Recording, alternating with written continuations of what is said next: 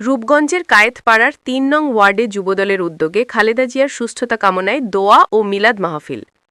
রূপগঞ্জ থেকে মোহাম্মদ নওয়াব ভূঁইয়ার পাঠানো তথ্য ও চিত্রে বিস্তারিত।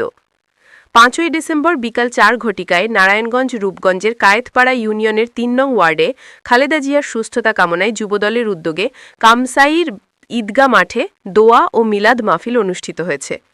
অনুষ্ঠান সঞ্চালনা করেন ৩ নং ওয়ার্ড যুবদলের সাধারণ সম্পাদক মোহাম্মদ তাজমল হোসেন। সভাপতি করেন কায়েতপাড়া ইউনিয়ন যুবদলের সাংগঠনিক সম্পাদক মোহাম্মদ রিয়াজ খা এবং অনুষ্ঠানের প্রধান অতিথি হিসেবে উপস্থিত ছিলেন রূপগঞ্জ উপজেলা যুবদলের সভাপতি আমিনুল ইসলাম প্রিন্স।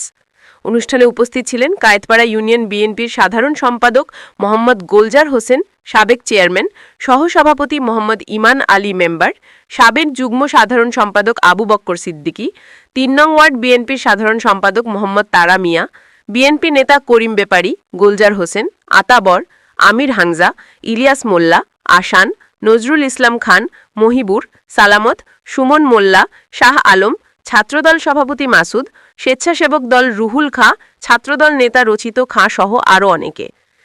অতিথিরা বলেন, বেগম জিয়া বাংলাদেশের একজন আপসহীন নেত্রী। ওনার জন্য দল মত নির্বিশেষে সবাই দোয়া করছেন।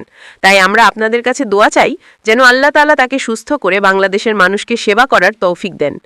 পরে দোয়া এবং মিষ্টি বিতরণের মাধ্যমে অনুষ্ঠান শেষ করা হয়। আজকের এই আয়োজন ৩ নং ওয়ার্ড ছাত্রদলের সভাপতি জনাব মাসুদ আমাদের মাঝে উপস্থিত আছে বন্ধু এবং মুরব্বী আন্দা। এখন বক্তব্য রাখবেন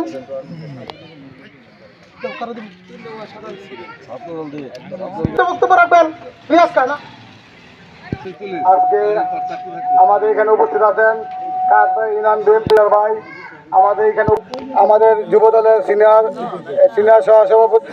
সহসভাপতি মামুন ভাই আমাদের মাঝে উপস্থিত আছেন। কাজবাই ইউনিয়ন বিএনপির সাংগঠনিক সম্পাদক পাপ্পু ভাই আমাদের মাঝে ধীরে ধীরে শেষ করে দিচ্ছে। সকলে আপনারা জানেন আজকে সে মৃত্যুর সাথে পাঞ্জা লড়ছে, এই জন্য আজকে আমরা যেমন রাজনীতি করতে পারে এটুকু সমাপ্ত। বেগম খালেদা জিয়া মৃত্যুর সাথে পাঞ্জা লড়তেছে। আপনারা সবাই খালেদা জিয়ার জন্য জাহাঙ্গীর ভাই